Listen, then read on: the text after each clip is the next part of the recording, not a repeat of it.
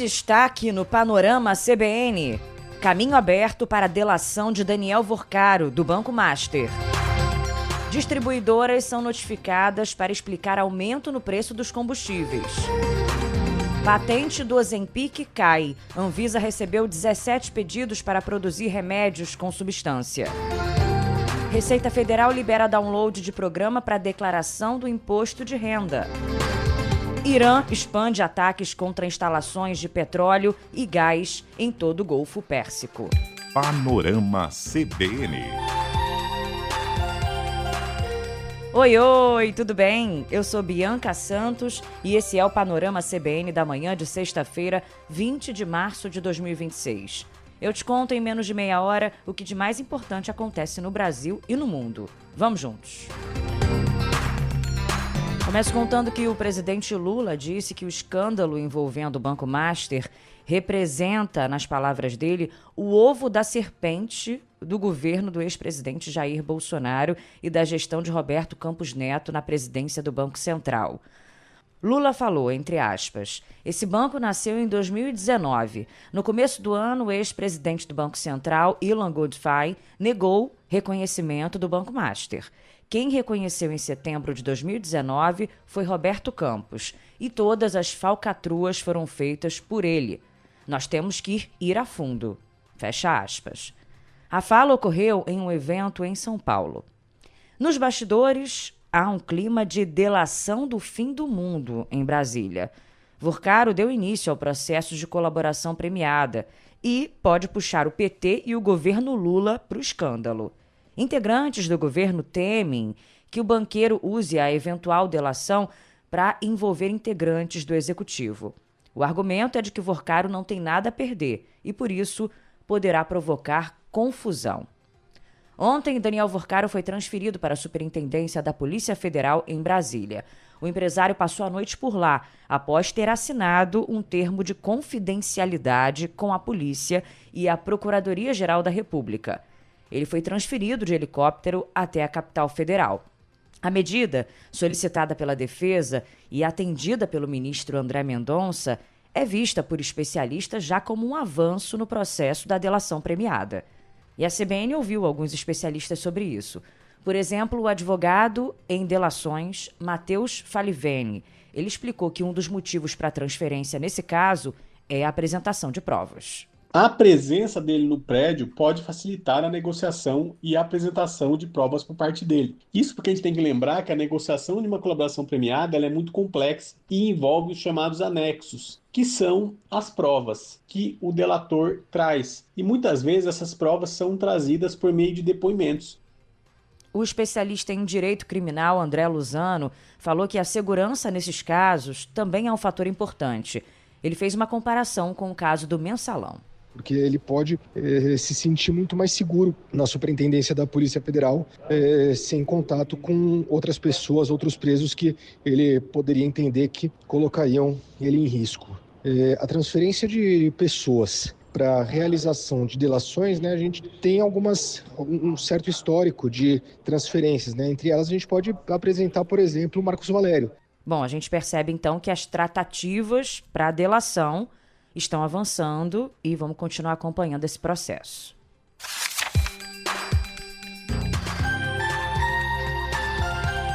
O PT anunciou o nome do ex-ministro da Fazenda, Fernando Haddad, como pré-candidato ao governo de São Paulo nas eleições desse ano.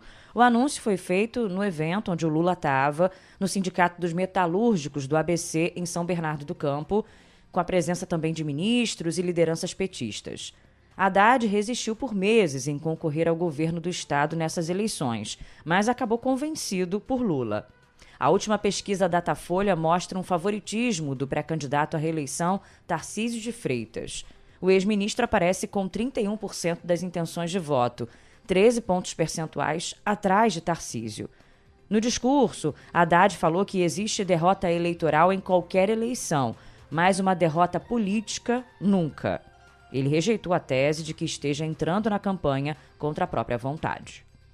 Jamais vai ser visto por mim como um sacrifício. Quando eu vejo notícia de que o Haddad está indo para o sacrifício, eu digo, essa pessoa ainda não aceitou comigo para tomar um chopp. Porque se ela me conhecesse, ela jamais diria que entrar no ringue por essa boa causa é um sacrifício para mim. Então, Haddad se despediu do cargo de ministro da Fazenda, né? E no lançamento da pré-candidatura do agora ex-ministro, o presidente Lula afirmou que a vaga de vice na chapa da reeleição está aberta para Geraldo Alckmin. Mas abriu espaço para que o atual vice tente disputar uma cadeira de senador por São Paulo. A chapa de Lula já definiu a ministra do Planejamento, Simone Tebet, como um dos nomes para ser candidata ao Senado por São Paulo. No discurso também, Lula falou que tem esperança de que o campo progressista volte a ter 2 senadores no estado e falou que a disputa não vai ser fácil, mas que a oposição vai inventar nomes. Do lado bolsonarista, o único nome apresentado até agora foi o do ex-secretário de Segurança Pública, Guilherme Derrite. Parte da oposição avalia que um nome menos identificado com o bolsonarismo pode ampliar o alcance da chapa, especialmente entre eleitores que não se declaram alinhados ao ex-presidente.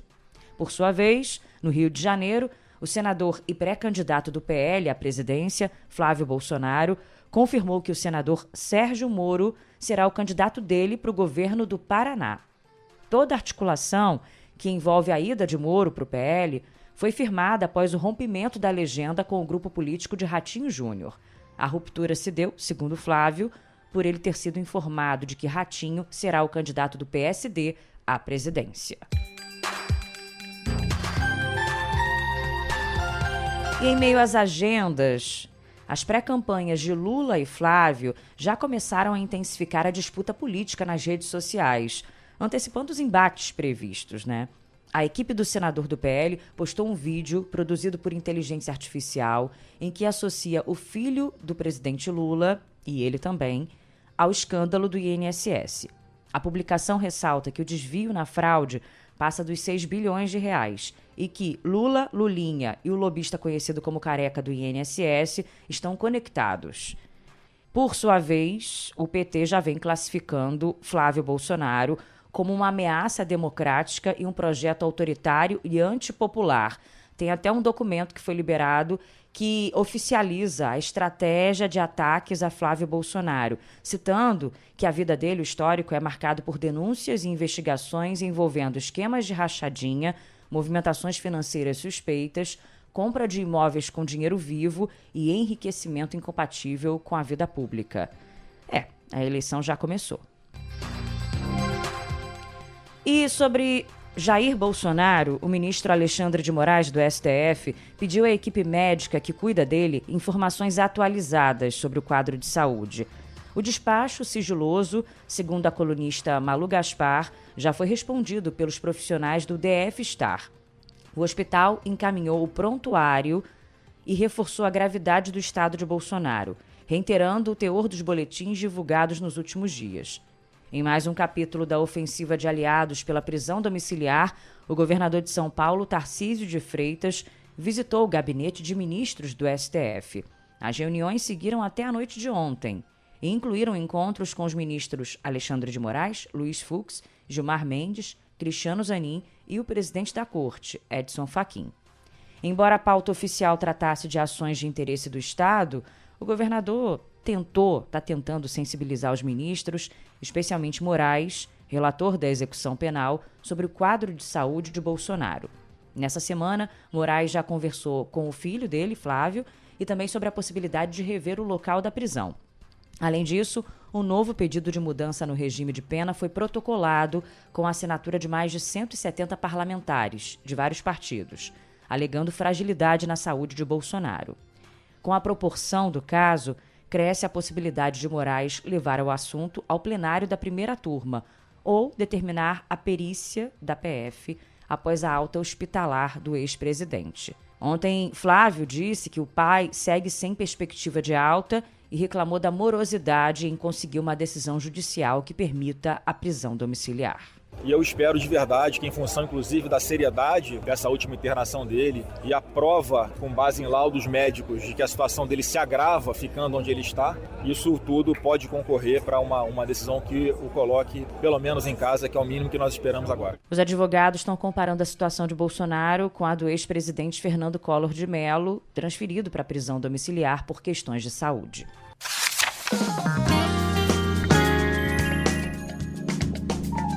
No noticiário econômico, muito se fala no preço dos combustíveis, né? E a Agência Nacional do Petróleo cobrou a Petrobras para que aumente a oferta de combustíveis no Brasil. Apesar do pedido, a ANP disse que não há indícios de desabastecimento. Ainda assim, a diretoria da agência aprovou um conjunto de medidas para reforçar o monitoramento do mercado nacional de gasolina e diesel, com o objetivo de garantir o abastecimento. E ontem, o governo federal deu 48 horas para que 7 distribuidoras expliquem os reajustes. Entre elas estão Ipiranga, Vibra e Raizen. As companhias também foram autuadas por indícios de preços abusivos. Para tentar conter a alta do preço do diesel, o presidente Lula publicou um decreto e uma medida provisória. O decreto altera as regras sobre o preço de comercialização do produto e a medida prevê multa de até R$10 milhões e suspensão de empresas que descumprem valores da tabela de frete. A contenção dos preços dos combustíveis tem virado foco do governo federal, que teme perda de popularidade. E o presidente Lula também voltou a pressionar governadores para que reduzam o ICMS sobre combustíveis em meio à alta de preços, que é provocada pela guerra no Oriente Médio. O presidente criticou os aumentos e falou que há abusos sendo praticados. Ele também falou que os caminhoneiros não podem ser prejudicados pelo cenário internacional. Não aumentou apenas o preço do diesel, aumentou o preço do álcool, que não tem nada a ver com a guerra do Irã. Aumentou o preço da gasolina, que ainda não tinha por que aumentar. Significa que nesse país tem bandido que quer ganhar dinheiro até com o enterro da mãe, até com a fome dos pobres, até com a miséria dos outros. A equipe econômica tem intensificado as negociações com os estados e tem uma nova reunião prevista para o fim de março, quando deve ser tomada uma decisão sobre a redução do ICMS.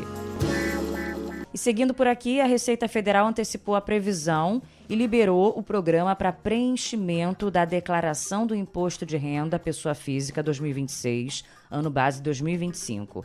Embora o envio das informações só comece no dia 23 de março e vá até 29 de maio, o sistema já está disponível para download. A Receita explicou que, devido à conclusão antecipada dos testes e a estabilidade das versões para as plataformas, o programa foi disponibilizado nesta quinta-feira. A liberação permite que os contribuintes comecem a preencher a declaração com antecedência, reunindo documentos e conferindo informações antes do início oficial da entrega. E você pode também inserir dados, salvar a declaração e revisar tudo com calma. A transmissão, no entanto, só será liberada a partir do primeiro dia do prazo, que é 23 de março. O programa gerador da declaração pode ser baixado gratuitamente no site da Receita. E termina hoje o prazo para que aposentados e pensionistas contestem os descontos indevidos dos benefícios. A contestação é uma etapa importante e fundamental para garantir o direito ao ressarcimento corrigido que é oferecido pelo governo federal. Depois do prazo, a adesão ao acordo de ressarcimento continuará disponível para quem tiver direito.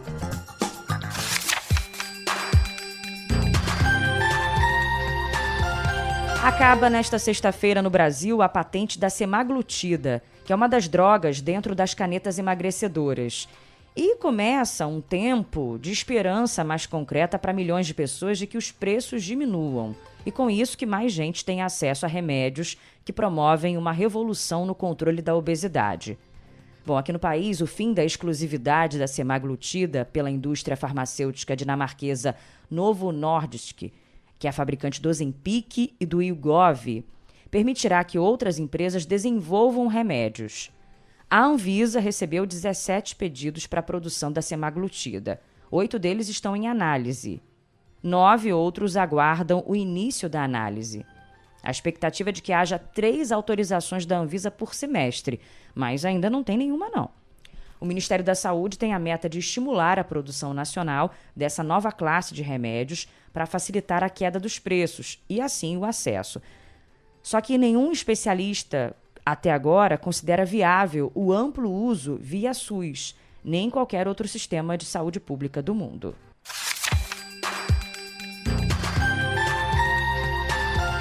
Uma passada rápida no noticiário policial para você saber que uma adolescente de 16 anos foi sequestrada e mantida refém por 2 dias a mando de um integrante do Comando Vermelho, um caso que aconteceu em Conceição da Barra, norte do Espírito Santo.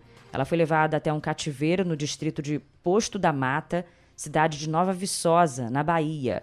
Segundo as investigações da Polícia Civil, o crime foi planejado após bandidos descobrirem que um parente da vítima teria faturado um prêmio da Mega Sena no ano passado. No Rio, 4 policiais do BOPE foram afastados do patrulhamento nas ruas após a suspeita de uso irregular das câmeras corporais durante uma operação que aconteceu essa semana. O caso terminou com a morte do ajudante de cozinha Leandro Silva Souza, de 30 anos. A PM diz que a casa da vítima foi invadida por criminosos, que fizeram o morador e a esposa reféns. Mas a viúva nega a versão e diz que foram os policiais que chegaram atirando. E 2 brasileiros foram encontrados mortos em uma cidade da Louisiana, no sul dos Estados Unidos. Mãe e filho moravam no país há 10 anos. Segundo amigos, Cláudia Arantes, de 50 anos, e Leonardo Arantes, de 20, estavam desaparecidos e foram encontrados em casa após pedidos da família por uma verificação de bem-estar. Ambos foram encontrados com armas próximas aos corpos. A polícia agora aguarda o resultado da autópsia para confirmar a data da morte.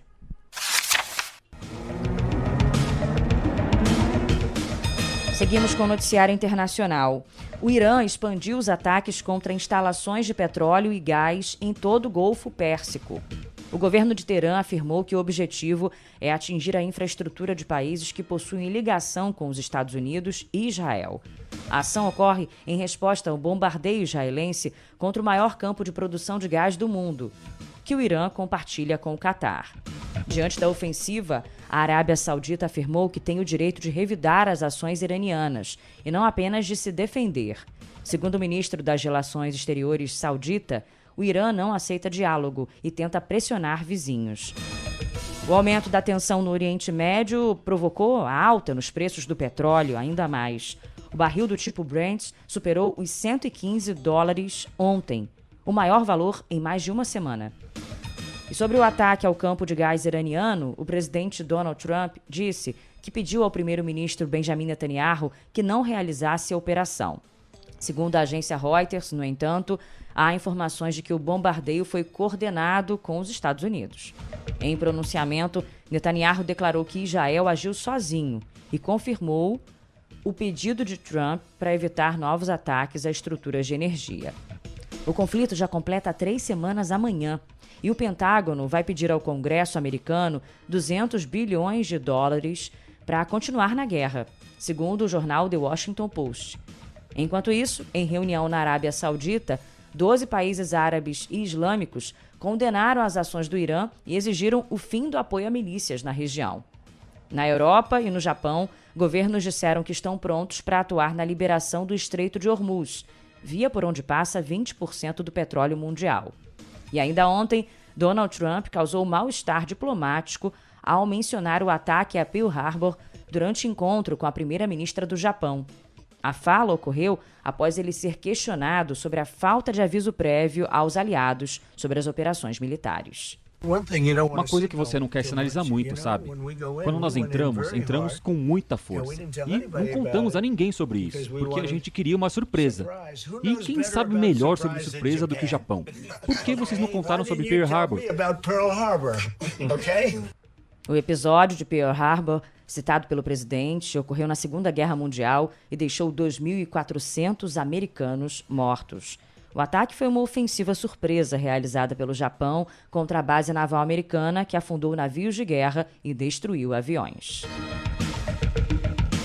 E Trump relatou a membros do governo que algumas políticas de deportação foram longe demais e que é necessário mudar a abordagem do governo. Informações reveladas pelo Wall Street Journal. De acordo com o jornal, Trump passou a considerar que algumas ações geraram reação negativa e que o termo deportação em massa não agrada eleitores. Em conversas com assessores e com a primeira-dama, o presidente defendeu dar mais foco à prisão de criminosos e reduzir operações amplas que geram caos em cidades. Já o governo de Portugal apresentou um projeto de lei que acelera a deportação de imigrantes em situação irregular e endurece as regras migratórias. A proposta prevê a redução do tempo dos processos de expulsão, limita mecanismos usados para evitar deportações e amplia o período máximo de detenção preventiva de 60 dias para até 18 meses. O texto ainda será votado no parlamento.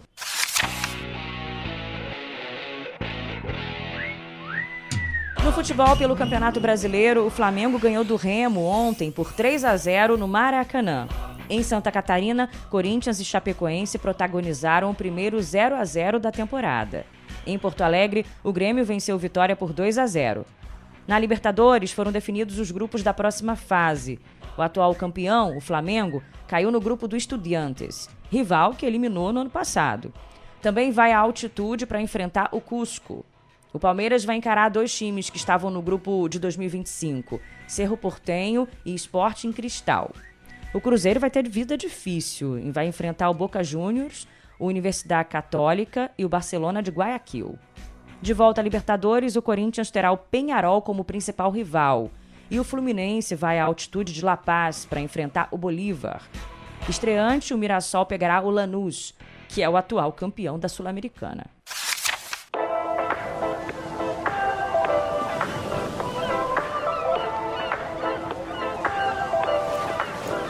Já entrando no nosso sextou musical, quero contar que hoje começa o Lollapalooza, né? E num dia eclético com pop, metal, hip hop e até reggae. O principal nome do dia é Sabrina Carpenter, que já veio algumas vezes ao Brasil, mas nenhuma nesse porte de headliner.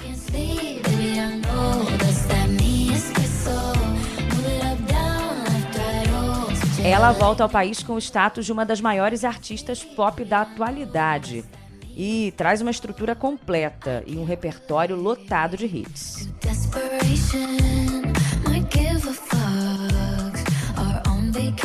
Vamos seguir aqui no nosso sextou, dei uma olhadinha lá no Spotify, no meu Instagram. Quero começar com o pedido da Mari Brisa, em homenagem à filhinha dela, Zoe. Um beijo pra vocês. Pediu a cantora Zaz, é uma cantora francesa. Donnez-moi une suite au Ritz, je n'en veux pas des bijoux de chez Chanel, je n'en veux pas. Donnez-moi une limousine, j'en ferai quoi? Offrez-moi du personnel, j'en ferai quoi? Un manoir à Neuchâtel, ce n'est pas pour moi. Offrez-moi la Tour Eiffel, j'en ferai quoi? Gostei, vou mostrar pro Davi. E todos os idiomas se encontram aqui no Panorama, né? Valeu, Mari! Chegou também uma corrente BTS, hein? Um monte de gente pedindo a música nova. Bad Lu lá pelo Instagram, no Spotify, na caixinha de comentários, a Isabela, a Kelly, a Yaya. Um monte de gente pediu. Então toca aí, Laerte Afonso. I bet you feel it now, baby. Especially since we've only known each other one day. But I've gotta work shit out, baby. Exercising demons, got them running around the block now. Location drop now, pedal to the floor like you running from the cops now. Oh, what a cop. E pra fechar, o Leandro Frois, Panolover, tá lembrando que o outono chegou. Então, bora dar boas-vindas pra estação, Lala. Outono é sempre igual, as folhas caem no quintal. Só não cai o meu amor, pois não tem jeito. A escolhida de Laerte Afonso foi Sandy Júnior. Então tá. Só não cai o meu amor, pois não tem jeito, não. É imortal. Vambora com esse amor imortal que a gente tem pelos Panolovers, Lala. Tô me despedindo junto com o nosso DJ e com o editor Lucas Soares, desejando pra você um ótimo fim de semana e não deixa de ouvir o Panorama da Noite com Leandro Gouveia. Um beijo, tchau! O frio desce, mas aqui dentro predomina esse amor que me me aquece, protege da solidão.